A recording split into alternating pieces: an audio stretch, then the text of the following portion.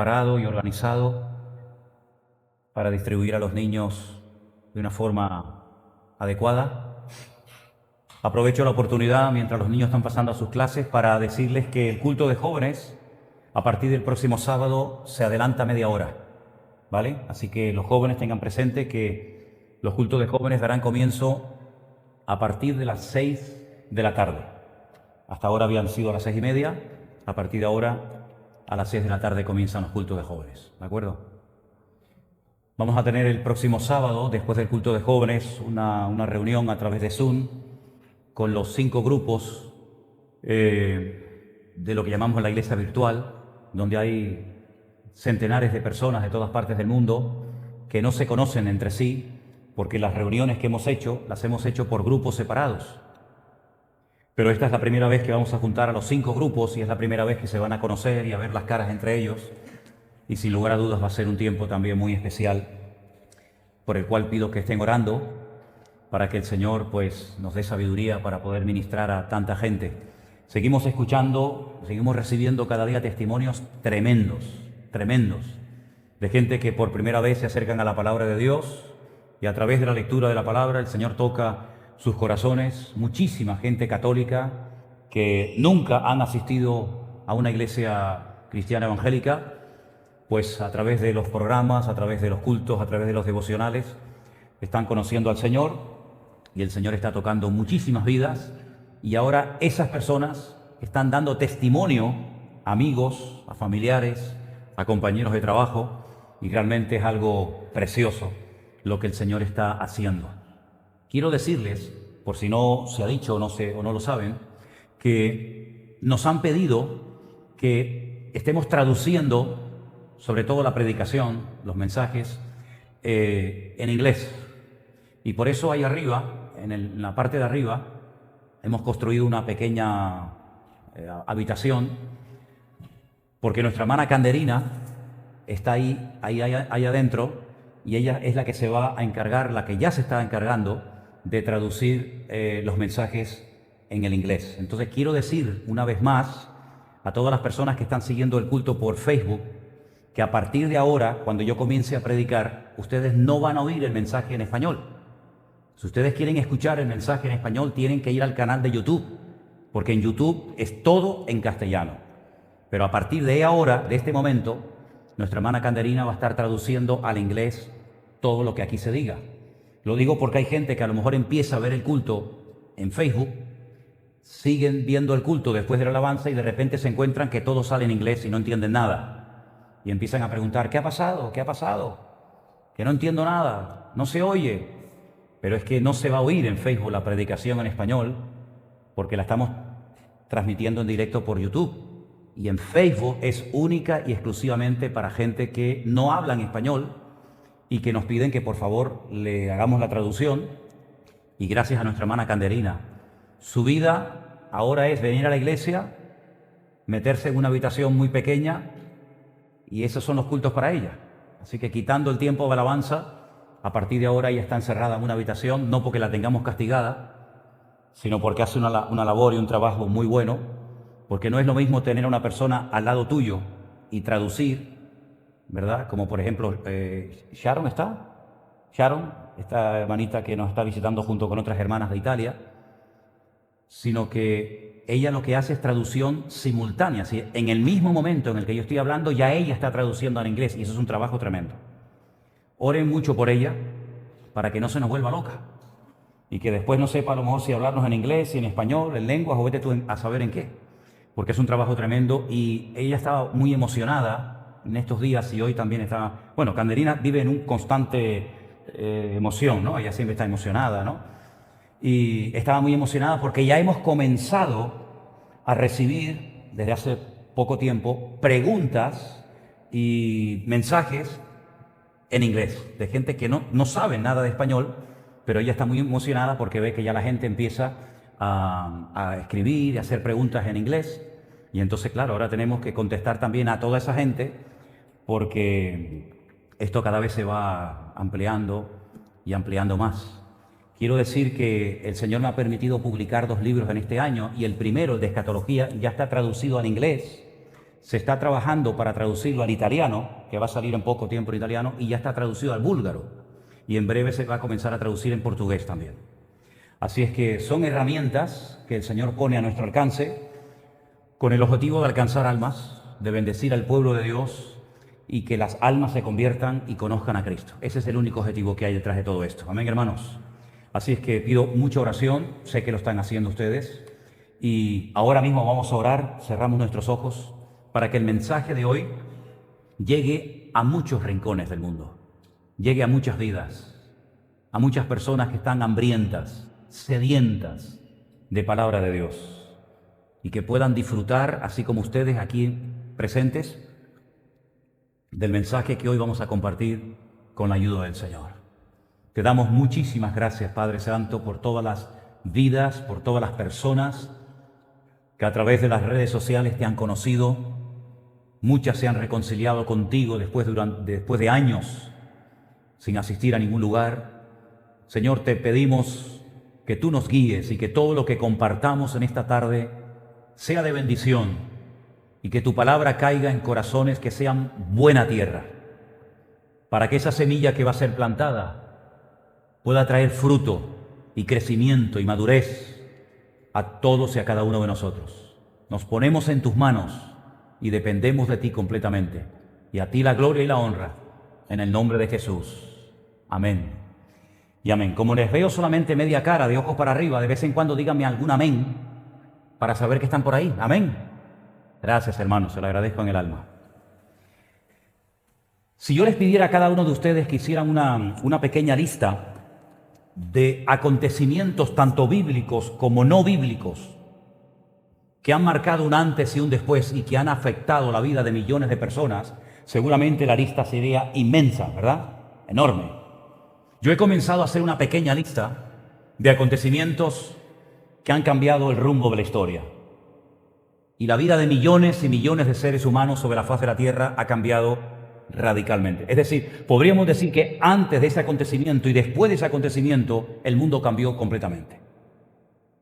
Y yo creo que un acontecimiento que marcó sin lugar a dudas un antes y un después en la historia de la humanidad fue el diluvio. Porque aquellas 8 personas que entraron a aquel arca que construyó Noé junto con su familia, dejaron un mundo completamente diferente al mundo que se encontraron cuando salieron del arca. Muchas especies, muchos animales desaparecieron y nunca más volvieron a existir. El mundo cambió radicalmente, la climatología, la edad de los hombres, todo cambió.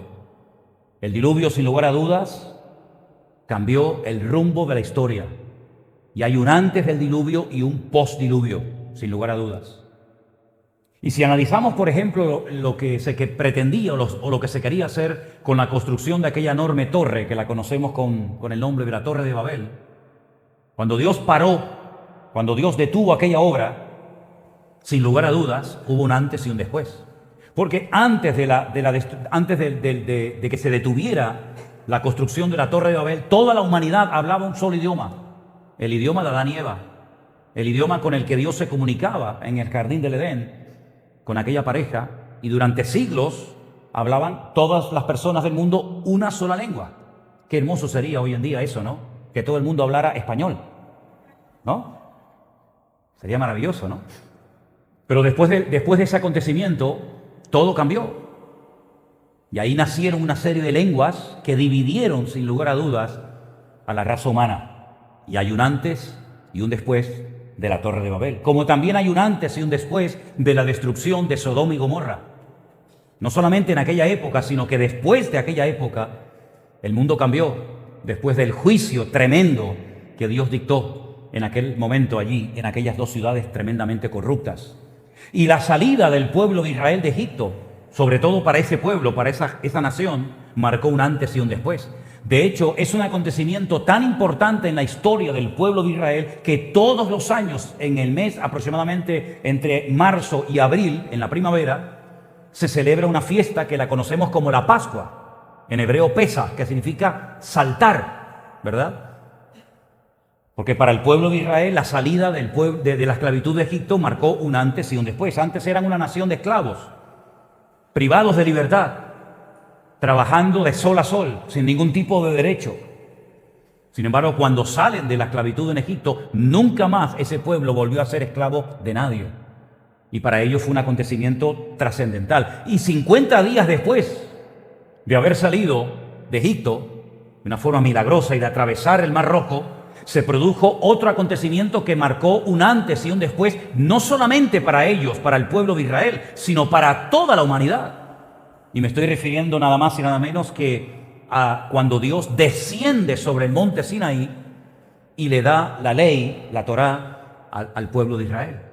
Y todas las constituciones que guardan todavía un mínimo de principios y de sentido común, todas están basadas en aquellos mandamientos que el Señor le dio al pueblo de Israel a través de su siervo Moisés. Y tiempo más tarde, cuando se construyó el primer templo de Jerusalén, la primera vez que Dios decide morar, vivir en un lugar concreto y específico, como era el templo de Jerusalén, pues ese momento cuando se inaugura ese templo y el segundo, y cuando se destruye el primer templo y el segundo templo el mismo día y el mismo mes, evidentemente en otro año, el Tisha B'Av o el 9 del mes Ab, hubo un antes y hubo un después. Y sobre todo cuando se destruyó el segundo templo, se marcó un antes y un después en la historia de toda la nación de Israel, hasta el punto que hasta el día de hoy ese templo no ha vuelto a ser reconstruido y miles y millones de judíos lloran todavía en todas partes del mundo para la reconstrucción de un siguiente templo.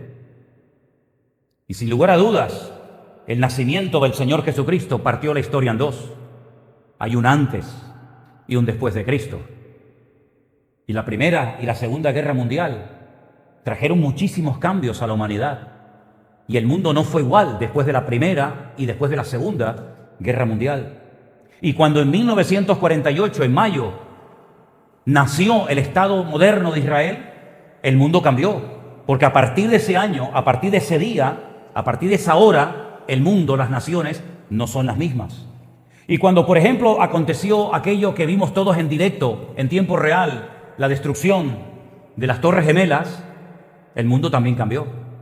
Y por ejemplo, cuando viajamos hoy en día, hay muchas cosas que hoy en día hay que hacer que antes de las Torres Gemelas, de la destrucción de ellas, no se hacía. Por ejemplo, yo he viajado durante muchísimos años y veía la puerta abierta del piloto y podías ver los mandos y los botoncitos y podías ver todo. Eso se acabó. Y hay una serie de controles en el transporte aéreo que surgieron a raíz de aquel acontecimiento que todos vimos y que fue algo tremendo. Y el mundo, otra vez, está experimentando un cambio total a través de este famoso COVID o coronavirus. El mundo ya no es igual que hace unos meses atrás, ni volverá a ser igual que el mundo que hemos conocido y vivido durante los años de nuestra existencia. Estamos en tiempos de cambio, pero cambios tan radicales, cambios que se producen de la noche a la mañana, que algunos todavía no los asimilan y no saben todavía si dar gracias a Dios por lo que está pasando o entrar en una profunda depresión y están como en terreno de nadie. Y hace unos días, por primera vez en la historia, se ha hecho un famoso tratado, entre comillas, de paz, un acuerdo entre naciones árabes con el Estado de Israel, que ya sabemos cómo va a terminar este famoso tratado de paz, ¿verdad? Es decir, la lista sería interminable si analizamos uno por uno los acontecimientos que han ido ocurriendo a lo largo de la historia y que sin lugar a dudas han cambiado a la gente, la forma de pensar, la forma de vivir. Ahora, por ejemplo, no se pueden hacer planes a largo plazo. ¿Quién hace planes ahora de aquí a 4 o 5 años? Si no sabemos ni lo que va a pasar la semana que viene. Ustedes han venido de Las Palmas de vacaciones, pero capaz que no pueden irse la semana que viene para allá. Si no se quedan aquí. Y estamos pensando, Dios mediante, ir al cumpleaños de mi suegra el mes que viene a Galicia. Esos son los planes que tenemos, pero de ahí a que se lleven a cabo, vete tú a saber. Porque todo cambia de una forma tan radical que estando este verano en Galicia, oímos en televisión que la única comunidad de España que no usaba a la gente obligatoriamente mascarillas era en Canarias. Y nosotros estábamos contentos. Y resulta que cuando vinimos, todo el mundo con el antifaz, que parecemos el zorro.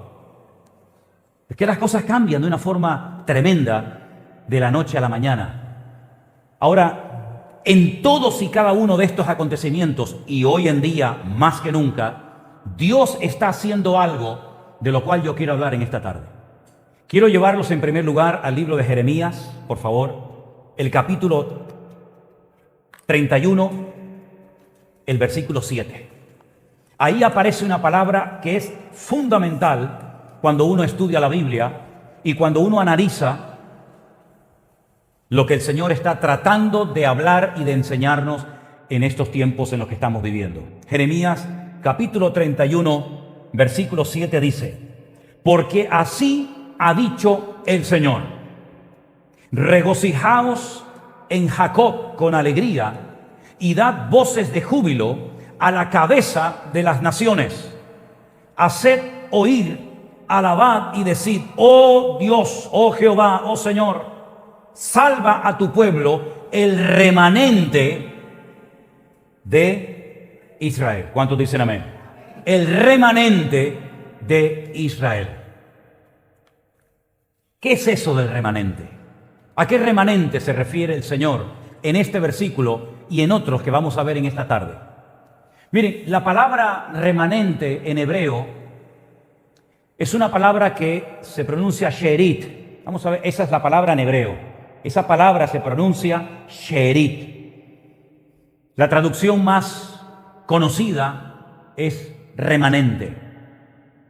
Pero como en la Biblia hay términos polivalentes, términos que se pueden traducir de diferente forma, es a veces muy conveniente y necesario ver cómo se ha traducido una palabra en diferentes partes de la Biblia para de esa manera tener un concepto más amplio de esa palabra.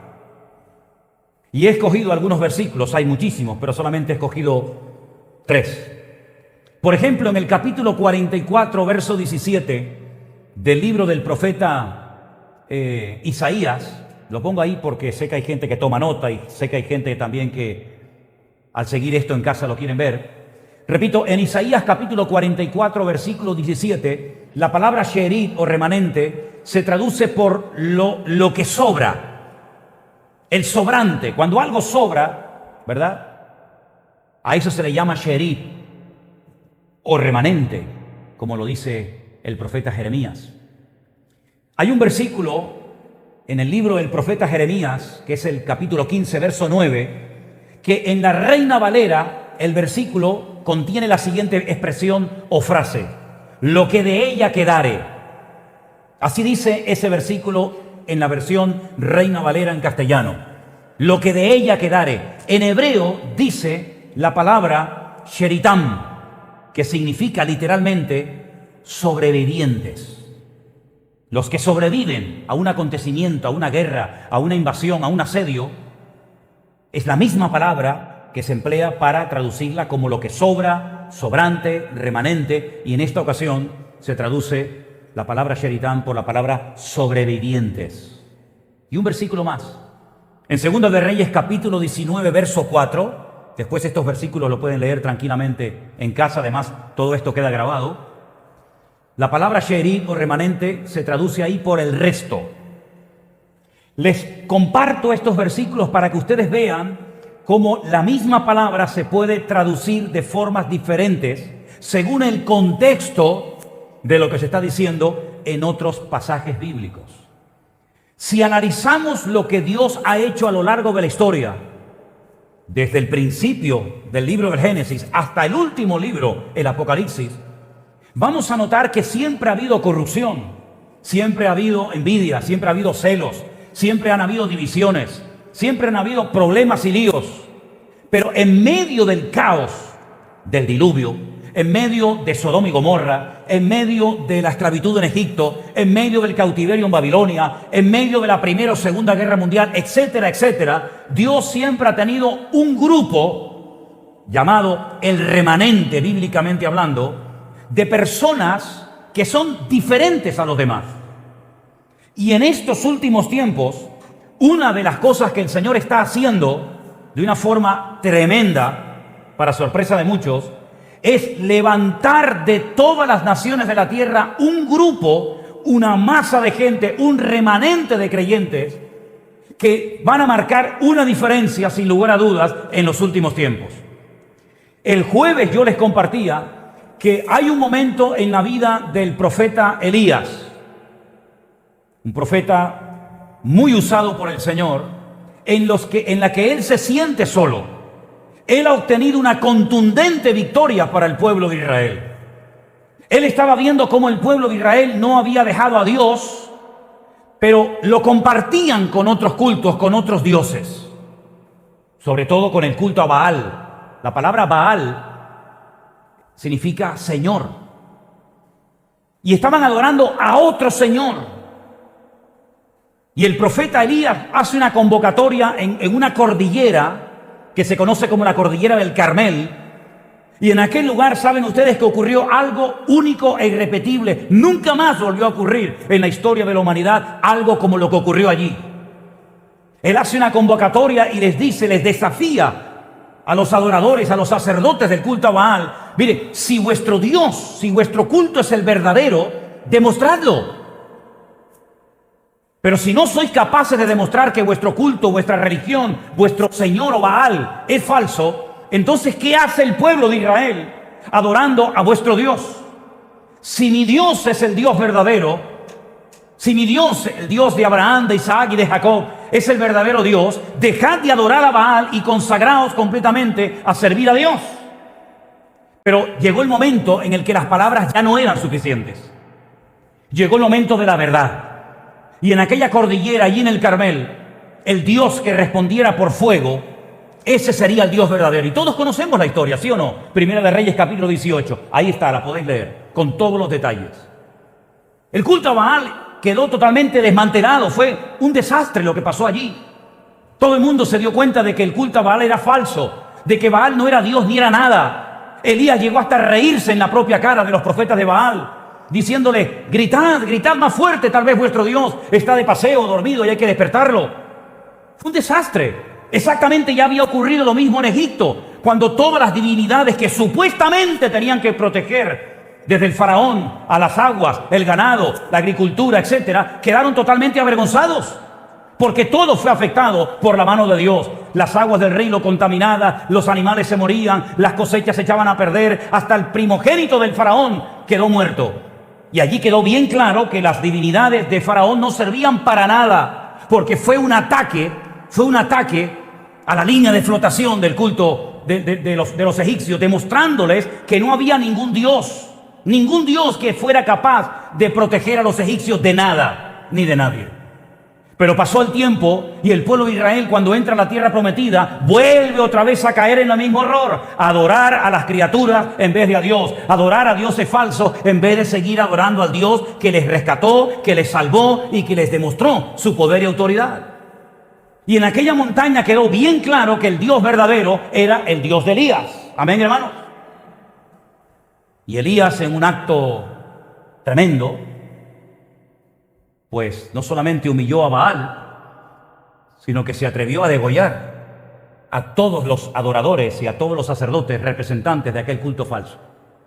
Y tú ves a ese hombre demostrando ese poder y esa autoridad en aquel lugar, y lo ves a los pocos días huyendo de una mujer que ha puesto precio a su cabeza, la famosa reina Jezabel, casada con el rey Acab, huyendo de Jezabel, escondiéndose en una cueva y diciéndole a Dios: no aguanto más, quítame la vida, porque me siento solo. Y el Señor le responde y le dice: hay 7,000 en Israel que nunca han doblado su rodilla ante el culto a Baal. Elías nunca los conoció. Elías no sabía quiénes eran, dónde vivían, dónde estaban, pero Dios sí lo sabía. Porque en medio de la descomposición, en medio de la corrupción, en medio del caos en el que vivimos, Dios conoce a sus hijos y los cuida y los protege del maligno. ¿Cuántos dicen amén? ¿Se acuerdan ustedes cuando aquel niño pequeño de 9, 10, 11, 12 años, como mucho, llamado Samuelito, su madre había hecho un voto al Señor y le había dicho: Señor, si abres mi matriz y me permites y me das el privilegio de ser madre, dedicaré a mi hijo todos los días para ti? De hecho, en la ley de Moisés, todo primogénito tenía que ser consagrado al Señor. Y ella lo acató al pie de la letra y dijo: mi hijo se lo consagraré al servicio al Señor todos los días de su vida. Pero llevar a su hijo a la casa del sacerdote Elí, humanamente hablando, repito, humanamente hablando, era una locura, era un disparate, una temeridad. ¿Por qué? Porque era el peor sitio de mayor corrupción en todo el país de Israel. Los hijos del sacerdote Elí eran un desastre. Hacían todo tipo de barbaridades allí en el tabernáculo que estaba en aquel momento, en aquel lugar levantado. Eran gente corrupta, gente perversa, abusadores. Entregar una madre a su hijo al sacerdote Elí, que no ha sido capaz de encauzar a sus hijos por el temor de Dios. Cualquier madre podía haber dicho: bueno, vamos a esperar a que las cosas cambien. Vamos a esperar a que estos chicos se corrijan, o a que mueran, o a que se levante otro sacerdocio. Ella había hecho una promesa al Señor, y uno tiene que fiarse de Dios, hermanos. Y las promesas de Dios no son ambiguas. Las promesas de Dios son sí y amén en Cristo Jesús. Y ella le prometió dar ese hijo al Señor. Y a mí me da igual cómo sea Elí, a mí me da igual cómo sean sus hijos. Yo lo que sé que mi Dios me lo dio y mi Dios me lo va a cuidar. Y en medio de aquella descomposición moral y espiritual, en medio de aquel sacerdote corrupto y perverso, Dios prepara y levanta a Samuel y lo protege de tal manera que Samuel llegó a darle palabra al mismísimo sacerdote Elí y llegó a ser uno de los hombres que trazó un antes y un después en la historia del pueblo de Israel. Y es que Dios siempre ha cuidado a su remanente. Dios siempre ha cuidado a aquellos hombres y mujeres, a aquellos ministerios, a aquellas personas que han puesto su vida, su mirada y su confianza en el Señor. Lo ha hecho y lo seguirá haciendo y lo hará porque eres el mismo ayer, hoy y por los siglos. ¿Cuántos dicen amén? Dios está levantando hoy un remanente. Y ese remanente, ¿qué características va a tener o ya tiene? Número uno, el remanente que Dios está levantando se va a caracterizar por personas que amen a Dios con toda su alma, con todo su corazón y con todas sus fuerzas. Y a su palabra exactamente igual. No van a ser personas llevadas por impulsos, por emociones, por sentimientos, por cargos, por aplausos, por reconocimiento, por número de suscriptores. No. Al remanente de Dios, a los que verdaderamente quieren agradar al Señor, no les importa si le sigue 1 o 1 millón de personas. No les importa si le aplauden o no le aplauden, porque por encima de todo eso, que es vanidad, por encima de todo eso hay un amor a Dios y un amor a su palabra inalterable. ¿Cuántos dicen amén? Y ese es el tipo de personas que Dios está buscando. Gente que le ame, porque una persona que ama a Dios es una persona obediente. Una persona que ama a Dios es una persona que sabe vencer las tentaciones. Una persona que ama a Dios es una persona apegada a su palabra y tiene un conocimiento y un discernimiento espiritual que no le pueden dar, si me permiten la expresión, gato por liebre. Una persona que ama a Dios es una persona esforzada y valiente. Una persona que ama a Dios es una persona que por encima de sus deseos o de sus ambiciones o de sus objetivos personales está el hacer y el cumplir y ejecutar la voluntad de Dios. Y ese es el tipo de personas que hacen falta hoy en día. Menos mequetrefes, menos gente que se desanima, menos gente que se deprime por tonterías y gente que ama al Señor con toda su alma, con todo su corazón y con todas sus fuerzas. Y que pelea hasta la muerte si hace falta por defender la palabra de Dios. Porque la Biblia dice: estad siempre preparado para presentar con defensa y mansedumbre y reverencia explicaciones ante personas que demanden razón de la esperanza que hay en vosotros. En otras palabras, son personas con raíces, son personas que te puedes fiar de ellos, son personas que no solamente aman a Dios, sino que aman la obra de Dios. Y eso es lo que Dios está tratando de hacer y lo está haciendo últimamente. Levantar en todas las naciones de la tierra gente que no estén un día arriba y otro día abajo, que ahora te sonríen y mañana están deprimidos en una habitación como si fueran gallinas, sino son personas que van de gloria en gloria, de victoria en victoria, de bendición en bendición en el nombre del Señor. Que aman su palabra, que pueden decir: eso no es de Dios, que no le tienen miedo al hombre, que no le tienen miedo a maldiciones, que no le tienen miedo a tonterías que se predican, sino le tienen temor a Dios. Y el principio de la sabiduría es el temor de Dios. ¿Cuántos dicen amén? ¡Aleluya! ¡Gloria a Dios! Eso es lo que Dios busca. Gente que le ame, gente que ame su palabra. Lámpara es a mis pies tu palabra y lumbrera mi camino. Es que no me llamó el pastor. ¿Y qué? ¿Y qué? ¿Y qué? Es que no me saludó el pastor. ¿Y qué? ¿Quién va a predicar hoy? ¿Y qué te importa a ti quién va a predicar? ¿Tú vienes por fulano o mengano? ¿Vamos a caer en el error de los corintios? No, yo soy de Apolo, yo soy de Pedro, yo soy de... No, eso no es de Dios. Así la obra no avanza. Gente que ame a Dios. Pedro, ¿tú me amas? Mira qué pregunta tan interesante, ¿no? ¿Tú me amas? Fíjese al final la recompensa que el Señor le da a Pedro. Cuando era joven hacía lo que te daba la gana. Típica característica del joven no consagrado al Señor, evidentemente. Pero cuando seas viejo, extenderás tus manos y te ceñirá otro. Y dice el texto, Juan 21, esto dijo el Señor dando a entender con qué tipo de muerte había de glorificar a Dios. ¿Me amas? Sí, demuéstralo. ¿Me amas? Demuéstralo, apacentando mis corderos, dejándote de mirar el ombligo y atendiendo a los demás. Y cuando te dejes de mirar menos a ti misma y más a Dios y a los demás, te aseguro que la depresión se te va en 5 minutos. La segunda característica de este remanente de hombres y mujeres que Dios está levantando en el mundo hoy es muy interesante. Son personas que no se van a dejar, no se están dejando moldear ni manipular por este mundo.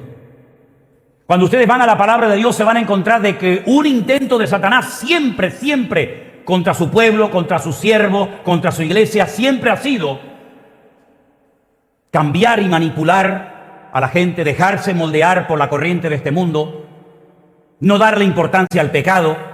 Bueno, tú vete el domingo al culto, total, después tienes toda la semana para hacer lo que te da la gana. Dejarse moldear por la corriente de este mundo. La gente se queja, yo me quejo. La gente se tatúa, yo también me tatúo. La gente se acuesta con la novia, yo me acuesto con la mía, o con el novio, también lo hago. Después no pasa nada, venimos al culto y todos ponemos cara de santo. El remanente que Dios está queriendo levantar y lo está haciendo se va a caracterizar por personas con personalidad. Personas que tienen los principios, las ideas claras y que no se van a dejar manipular ni por los medios de comunicación, ni por el deporte, ni por la literatura, ni por el arte, ni por nada. Porque Satanás tiene una batería, ¿verdad?, de herramientas con tal de manipular a la juventud, con tal de manipular a las masas.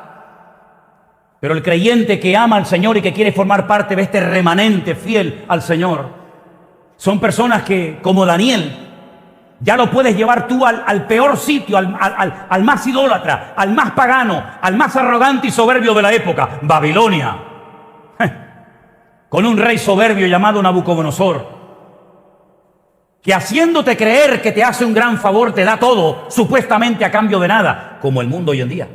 ¿Se acuerdan ustedes cuando nos llamaban a casa y nos ofrecían créditos? Bancos que jamás en la vida habías pisado, ni siquiera sabías que existían, te llamaban y te decían, buenos días, señor Sierra. A mí ya cuando me dicen señor Sierra ya me pongo ya en guardia. Por ser usted un buen cliente, tiene usted 9.000 euros concedidos ya. Digo, yo un buen cliente, ¿y ustedes quiénes son? Si no sé ni quiénes son ustedes.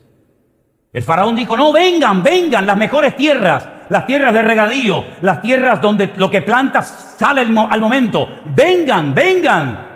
Les abre la puerta y al final les cierra y se convierte en aquello en una jaula de oro. De ahí que la palabra Egipto en hebreo sea Mitzraim. Y la primera M es una M abierta y la última M, la Men Sofit, es totalmente cuadrada, es cerrada, para que sepas que el diablo te abre la puerta, pero después te la cierra y ahí te amarga la vida. Sin embargo, Daniel en Babilonia le cambiaron su nombre, Belsasar, para que no se acordara más de su Dios. Le querían cambiar absolutamente todo, por dentro y por fuera. Pero Daniel capítulo 1, verso 8 dice que propuso en su corazón no contaminarse con nada de lo que le ofrecieran. Y hoy en día vivimos en una gran Babilonia.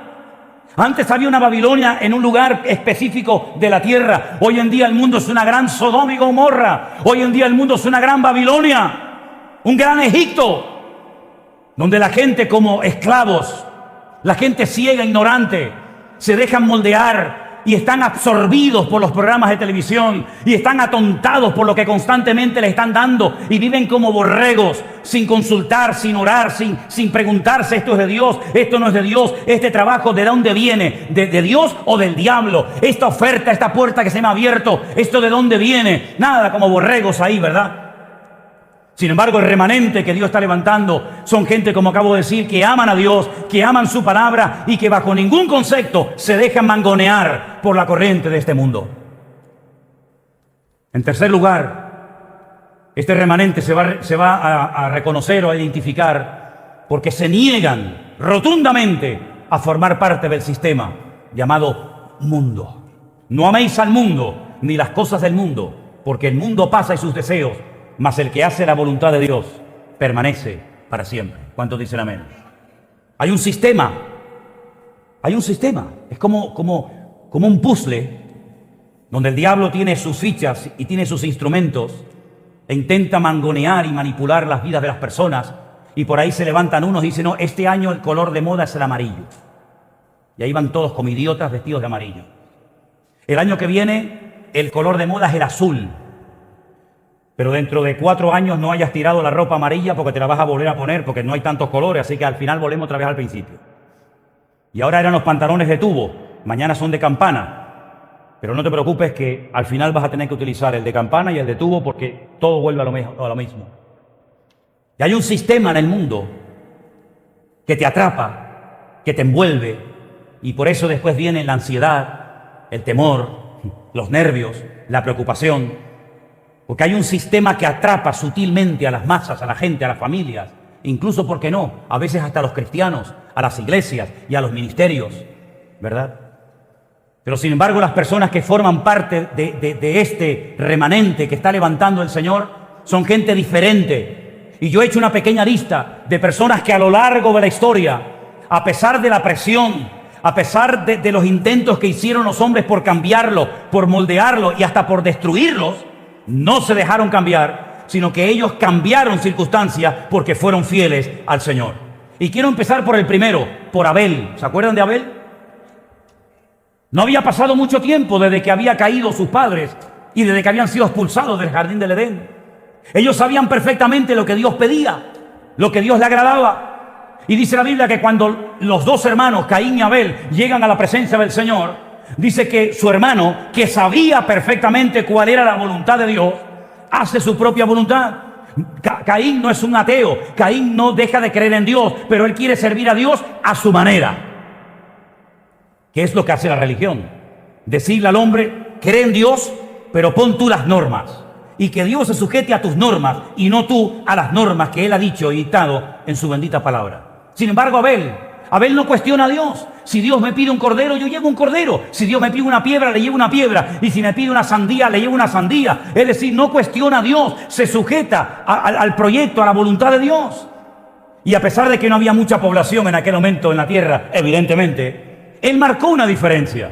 Porque este remanente de hombres y mujeres que Dios está levantando van a marcar una diferencia en estos tiempos. ¿Cuántos dicen amén? Pensaba en esta lista que hice aquí, después si alguien la quiere, en José. ¿Se acuerdan José? Ni sus hermanos lo querían, lo envidiaban. Bueno, a Abel le costó la vida el ser obediente al Señor, ¿verdad? A José le costó el rechazo de sus hermanos. Ahí viene el soñador. Le tenían celos, le tenían envidias. Una de las cosas que más me costó aceptar como pastor, que no me entraba en la cabeza, es que en las iglesias hubieran celos y envidia. Me costó años asumir eso. No podía entender. ¿Cómo puede haber entre pastores celos? ¿Cómo puede haber entre jóvenes en una misma iglesia celos y envidia? ¿Cómo puede haber competencia? No me entraba en la cabeza, porque yo nunca he tenido que competir contra nadie.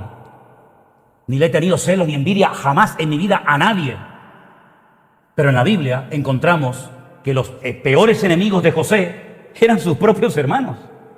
Para Potifar, José era una bendición, lo compró y le dijo, adelante, porque veo que Dios está contigo. Para sus hermanos era un competidor y se lo tenían que quitar de medio. Pero él fue fiel al Señor, él huyó de la presión de la época, y mira que fue presionado, Sin embargo, marcó una diferencia, porque no se dejó mangonear por Egipto, no se derrumbó por las envidias y el rechazo de sus hermanos, sino que en todo momento la Biblia dice, pero Jehová, pero el Señor estaba con José. ¿Cuántos dicen amén? Acabo de hablar de Daniel, un hombre que fue contra el sistema, un hombre que salió la ley a nivel mundial. No se puede orar por un tiempo, y él siguió orando, porque por encima de la ley de los hombres está la ley de Dios. Y le costó que lo echaran dentro de un foso lleno de leones, pero Dios lo protegió, como Dios va a proteger siempre a todos aquellos hombres que confían en Él. Pienso en los 3 jóvenes amigos de Él, que me gustaría, cuidado que yo también he cometido ese error, de llamarlos con los nombres que le pusieron en Babilonia, ¿verdad? Sadrach, Mesach y Abed-nego. Pero es que ellos no se llamaban así. Ellos se llamaban, ¿cómo? Azarías, lo tengo por aquí, Azarías, Misael y Ananías. Esos son sus verdaderos nombres, pero como en esos nombres está el nombre de Dios, y lo que se quería era quitarles a Dios de sus vidas, como hoy en día a vuestros hijos, yo ya porque no tengo hijas en edad escolar, pero a vuestros hijos les quieren quitar a Dios de las conversaciones, meter en los libros la basura que están inventando estos corruptos que tenemos de gobernantes en el mundo entero, y me da exactamente igual que me pongan a parir algunos en las redes sociales, me da exactamente igual, enseñándoles que hombres con hombres es lo normal, que niñas con niñas es lo normal, que eso de creer en Dios eso está fuera de moda, que eso de la creación es algo de locos, que etcétera, etcétera. Pero sin embargo, estos sufrieron una presión terrible. Incluso les dijeron, si no os postráis, que es lo que el mundo está tratando de conseguir, que la iglesia se postre, como algunos ya se han postrado. Y cuando el otro día desde Cuba, fíjense ustedes de qué país estoy hablando. No estoy hablando de Noruega, no estoy hablando de Holanda o de Dinamarca, estoy hablando de Cuba. La primera pastora lesbiana ya ha sido dedicada al ministerio. ¿A qué ministerio te han dedicado, mi niña? ¿Qué evangelio es el que estás predicando? Pues eso está ahí y ya forma parte de la historia, lamentablemente, de los supuestos cristianos, ¿verdad? ¿Por qué? Porque se han dejado moldear por este mundo. Porque así ganas unos sectores que si eres radical y bíblico y no te casas con nadie, nunca vas a ganar. Pero el objetivo nuestro, ¿cuál es? Ser populares, ser aplaudidos, ser reconocidos como un hombre que le cae bien a todo el mundo, o ser reconocido y avalado y apoyado por nuestro Dios. Porque que yo sepa, Juan el Bautista, hoy en día no sé cuántos se animarían a invitarlo a predicar en las iglesias. Porque es un hombre que no escribió ni una letra de la Biblia, no fundó ni una sola congregación, no hizo ningún milagro, no echó fuera ningún demonio, empezó con multitudes y terminó más solo que la una, y al final hasta casi termina dudando, ¿eres tú o no el que había de venir? Sin embargo, cuando el Señor Jesucristo lo define y se dirige a su persona, dice: de los nacidos de mujer no ha habido otro más grande que él, porque fue un hombre fiel y fue un hombre obediente, porque tal vez para los hombres su vida terminó en un fracaso, pero delante de Dios fue un gigante, porque lo importante no es ser reconocido por los hombres, sino ser reconocido y admirado y avarado por nuestro Dios. ¿No se podía haber callado la boca? Juan, ¿a ti qué más te da si Herodes está en adulterio o no? ¿A ti qué más te da? ¿A ti qué te importa si Herodes le quitó la mujer a su hermano y la ha convertido en su mujer? ¿Tú no te das cuenta que hablar en contra de la autoridad del rey Herodes te la está jugando? Predica de otras cosas, ríe de la gracia. Pero sin embargo Herodes sabía perfectamente que jamás en la vida Juan el Bautista se iba a callar y no iba a denunciar el pecado de la autoridad en aquel momento en su país. Pienso en Elías, pienso en David, Pienso en Juan el Bautista, pienso en Pablo, pienso en Pedro. Personas que a lo largo de la historia fueron perseguidos. Cuando le dijeron a los discípulos al principio de nacer la iglesia allí en Jerusalén, prohibido orar, prohibido hablar en ese nombre. Pedro dijo, no podemos dejar de decir lo que hemos visto y lo que hemos oído. En otras palabras, nos pueden azotar, nos pueden encarcelar, nos pueden hacer lo que quieran, pero el verdadero remanente compuesto por hombres y mujeres que aman al Señor y a su palabra, por personas que tienen claras sus ideas y sus principios, por personas que tienen raíces profundas en el Señor, a esas personas es imposible taparles la boca.